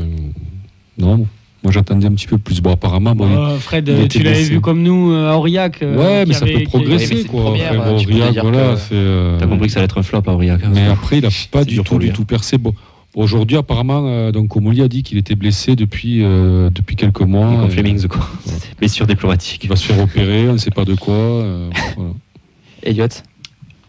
Birmancevic, il a coûté 4 millions et pour l'instant il a rien prouvé. Peut-être qu'après la saison d'après il va mettre 30 buts, on va pas le voir venir, mais pour l'instant il est pas bon. Je pense que Camille va te retrouver là, il va pas te louper. Je l'attends très clairement. Mehdi. Birmancevic parce que c'était le joueur dont j'attendais le plus, qui de par ses qualités devait nous apporter plein de choses, devait mettre Ratao sur le banc. Et ça n'a absolument pas été le cas. Et Ratao a fait mieux que résister, a été meilleur que lui cette saison. Et il n'a pas réussi à gagner sa place. Ouais, moi je rejoins Mehdi et Elliot. C'est vrai que on a déjà eu un petit clash avec Camille sur Amulici Birmancevic. Mais c'est vrai que Birmancevic, déjà le peu de temps de jeu qu'il a sur toute la saison, je pense quand même qu'il n'est pas totalement exempt de tout reproche. Il doit y avoir aussi des problèmes dans l'attitude, etc. Parce que pour jouer aussi peu de la saison, il n'a peut-être pas dû mettre tous les ingrédients pour. Et c'est vrai que le peu de fois qu'on l'a vu, il se faisait toujours bouger physiquement. Et ça, je pense que c'est son gros point noir de la saison. On sent que techniquement, il y a peut-être un truc. Moi, personnellement, j'attends de voir encore. Mais là où je suis pas inquiet, mais déçu, c'est sur le plan physique. Parce qu'à chaque fois qu'il part au duel, il se fait toujours bouger. Il perd toujours le ballon quand il se retrouve en duel.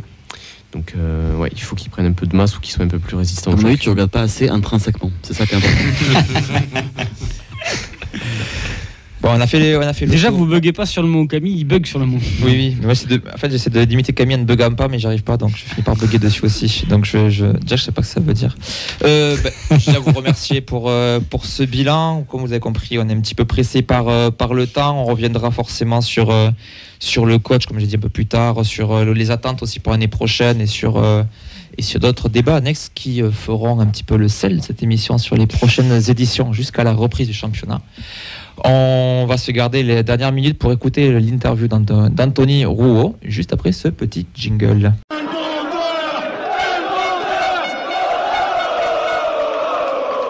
Elmander dans la surface. 2-0, le doublé du Suédois. Bonjour Anthony et bienvenue dans la feuille de match. Bonjour. C'est un plaisir de te recevoir. C'est gentil, merci. On est au club, donc c'est une toute première pour nous, donc on est un petit peu impressionnés. Il faut pas. Bon, à l'heure où on enregistre, il reste encore un déplacement, c'est à Monaco, ça sera dimanche. Mais comment tu juges la saison du Toulouse Football Club sur un plan comptable ? Bon, très bien. Je pense que bien sûr on peut toujours faire mieux et quand t'as ça, tu veux encore plus. Mais quand on regarde les autres promus qui sont montés avec nous, quand on voit où ils en sont et quand on voit la saison qu'on a faite, je pense qu'on peut être très content. On n'a jamais été réellement sous pression, on va dire, dans la zone rouge ou vraiment stressé pour le maintien. Donc on a fait une saison assez réussie dans l'ensemble, du début jusqu'à la fin, et avec cette Coupe de France la cerise sur le gâteau, on va dire. Donc je pense que dans l'ensemble, c'est vraiment une saison réussie. Oui, c'est vrai que quand on regarde les autres promus qui sont Ajaccio et Auxerre, c'est un peu plus compliqué. Nous, on a même l'impression qu'on oublie qu'on était promus cette saison. Exactement, je pense qu'on oublie qu'on était promus, c'est pour ça qu'on en veut toujours plus et que peut-être certaines personnes des fois estiment que c'est pas forcément assez ou que voilà, ils sont un peu déçus de certaines choses, mais je pense que si on devait choisir entre la saison d'Ajaccio, la saison d'Auxerre et la nôtre, je pense que tout le monde prendrait la nôtre. Donc il faut savoir aussi apprécier les bonnes choses qu'on fait. Et bien sûr, on aurait pu faire mieux. Il y a certains matchs où même nous, on regrette de ne pas avoir pris certains points, on aurait pu faire mieux, on le sait. Mais une saison, c'est sur 38 matchs et sur 38 matchs, sur 37 à l'heure actuelle, on a fait le boulot. Donc franchement, c'est très bien. Oui, parce qu'on a acquis le maintien, on va dire, assez tôt dans la saison. Et ça, c'était aussi rassurant pour le collectif. Bah ouais, exactement. Puis comme j'ai dit, on n'a jamais été dans la zone rouge, on n'a jamais stressé, on s'est jamais dit putain là il faut vraiment gagner à tout prix parce que sinon ça va être compliqué. On a toujours presque regardé vers le haut parce qu'on s'est toujours dit bon, on était pas loin de la 10e place tout le temps. Donc c'était un petit peu notre championnat, bien sûr avec cette idée premier de se maintenir. Mais on a toujours eu aussi ce regard vers le top 10. Bon, malheureusement on n'est pas réussi à l'avoir, mais là aussi bon, on peut être déçu de ce niveau-là, mais je pense que si au début de l'année on nous aurait dit de faire cette saison et où on en serait aujourd'hui, on aurait tout signé. Donc je pense qu'il faut profiter de cette belle saison et voilà, c'est de bon augure pour la suite. Cerise sur le gâteau, c'est la Coupe de France, cette finale, ce trophée surtout. Néanmoins, toi tu étais dans la rotation avec Logan Costa. Comment tu as vécu cette épopée ? Ah bah c'est sûr qu'un peu, un peu différemment que ceux qui ont joué tous les matchs. C'est normal quand tu joues titulaire tous les matchs ou quand tu joues que certains matchs, tu vis pas la même chose avec les mêmes émotions. Après voilà, le coach a fait les choix et a fait les choix qu'il fallait visiblement parce qu'on a gagné, donc on peut que lui dire bravo. Et tant mieux pour le club, tant mieux pour l'équipe parce que voilà, on a gagné le trophée et c'est ce qui compte. T'es pas trop déçu quand même de pas avoir joué la finale? Si, bien sûr, si, on va pas faire de langue de bois, bien évidemment que en tant que compétiteur, bien évidemment qu'on veut jouer tous les matchs et encore plus les matchs de cette importance. Après voilà, comme j'ai dit, le coach a fait ses choix et sur la finale, on peut que lui dire qu'il a fait les bons choix vu qu'on a gagné. Donc voilà, c'est quand même l'important pour l'équipe, mais bien sûr qu'à titre personnel, je suis déçu, mais c'est le cas pour tous les joueurs, je pense, qui n'ont pas joué, et pour tout compétiteur, c'est normal. Est-ce que c'est un objectif, cette Coupe de France, ou ça l'est devenu au fur et à mesure du parcours? Franchement, ça l'est devenu au fur et à mesure du parcours, parce que, comme j'ai dit, au début, en étant promu, c'est quand même l'objectif premier, c'est de se maintenir en Ligue 1. Et après, on a vu que la Ligue 1, ça se passait bien, qu'en Coupe de France, ça se passait bien aussi. Les tirages nous étaient plutôt favorables, même si des fois, jouer contre des équipes plus faibles, c'est pas plus facile. Mais on va dire sur le papier, les tirages étaient assez favorables. Donc, on s'est mis à y croire petit à petit. Et plus ça se rapprochait, et plus on s'est dit qu'on avait vraiment notre carte à jouer. Et on l'a joué à fond. Après, on l'a joué à fond dès le début. Voilà. Et ça a payé, tant mieux pour nous. Et tant mieux pour toute la ville, même, j'ai envie de dire. Exactement, tant mieux pour Toulouse. Sur un plan personnel, dans quel domaine tu as trouvé un véritable écart entre la Ligue 2 et la Ligue 1? Moi, personnellement, je trouve pas qu'il y ait un domaine particulier où il y a un réel écart, mais je trouve que c'est tout l'ensemble de plein de petits détails qui font que c'est meilleur. Tout va plus vite, tout le monde est un peu plus physique, un peu plus rapide, un peu meilleur techniquement, un peu meilleur tactiquement, un peu plus intelligent. En fait, c'est pas un gros écart, mais c'est un ensemble de choses qui fait que sur 11 joueurs, tous un peu plus, fait que il y a des écarts en termes d'équipe. Donc, moi, je dirais que c'est un peu plus de tout, quoi. Voilà, okay. Surtout. Tu es encore un jeune joueur. Tu penses qu'il faudrait que tu progresses dans quel domaine? Tous les domaines. Non, tous les domaines. C'est vrai que moi personnellement, je cherche à progresser partout. Alors c'est sûr, j'ai des qualités et des défauts, mais je cherche à améliorer tout, justement, à perfectionner mes qualités et améliorer au maximum mes défauts pour que ça en devienne de moins en moins. Mais voilà, l'idée c'est de progresser au maximum dans tous les domaines et voilà, devenir le meilleur joueur possible. Statistiquement aussi, c'est peut-être de marquer un peu plus. Ouais, exactement. J'aurais pu, j'ai eu quand même quelques situations de marquer, je pense, 4 ou 5 buts cette année. J'en avais mis 4 l'an dernier, si je dis pas de bêtises. Bon, là, j'en suis à 2. Bon, c'est ma première saison en Ligue 1, c'est déjà bien. Mais c'est vrai que je me suis créé les occasions aussi pour en marquer plus. Donc ça aussi, c'est un bon point. Mais maintenant, il faut rester à les mettre au fond et j'espère que ce sera pour les prochaines saisons. Par rapport au championnat, c'est lequel joueur que tu as affronté qui était le plus compliqué à défendre cette saison? Alors moi, je vais pas être très inventif, mais pour moi c'est Neymar. Neymar, quand on l'a affronté au Stadium, j'ai trouvé vraiment très fort. Je l'ai affronté qu'une fois, Mbappé pareil. Mais ouais, sur ce match-là, j'ai vraiment trouvé que c'était un joueur exceptionnel et qu'il avait tout, que ce soit qualité technique, vitesse, intelligence. J'ai vraiment été surpris par son niveau. Est-ce que c'est lui qui t'a impressionné le plus ou il y en a un autre qui t'a plus Non, c'est vraiment lui qui m'a impressionné le plus. Franchement, si je devais, à chaque fois qu'on me demande et que je dois sortir un joueur qui m'a impressionné, parce qu'après moi c'est surtout, on va dire, offensivement, ouais. C'est vrai que les défenseurs, je les côtoie moins, donc offensivement, c'est vraiment lui que je dirais qui m'a le plus impressionné. Le virage, il était plein toute la saison cette année. On a vu des parquages aussi extérieurs qui étaient vraiment bien garnis. Est-ce que cette ferveur, ça vous pousse à vous transcender chaque week-end? Bien sûr. Et le virage et même le stade à domicile n'a pas toujours été plein, mais il a toujours été assez bien rempli quand même. Il y a toujours une très belle ambiance. Et ça, bien évidemment, que ça pousse énormément les joueurs parce que des moments, personnellement, on l'entend pas tout le temps parce que par moments on est dans notre bulle et quand il y a des actions on est dans notre bulle, mais c'est vrai que sur l'ensemble du match, quand il y a des moments et surtout à la fin quand c'est peut-être un peu plus compliqué avec de la fatigue et tout ça, où il y a des corners par exemple, où là tu entends vraiment la foule qui pousse et tout ça, c'est vrai que ça motive encore plus. Ça paye pas tout le temps, mais je pense que voilà, c'est un plus qui est indéniable pour les joueurs et il faut que ça continue, il faut garder ça parce que bien évidemment que sans eux on n'aurait sûrement pas fait la même saison. En termes d'ambiance, tu le mettrais le Stadium à quelle position? Tu devrais faire un classement assez objectivement. Ouais, pour moi, il y a quand même 2 stades qui ressortent. C'est quand même le Vélodrome et Bollaert. Pour moi, c'est quand même les 2 stades qui m'ont le plus impressionné. Après, sinon, je sais pas si je suis réellement objectif, mais après, pour moi, Toulouse, c'est dans la continuité. Alors, 3e, 4e, 5e, je sais pas trop, mais pour moi, ce serait, voilà, il y a quand même 2 stades qui ressortent.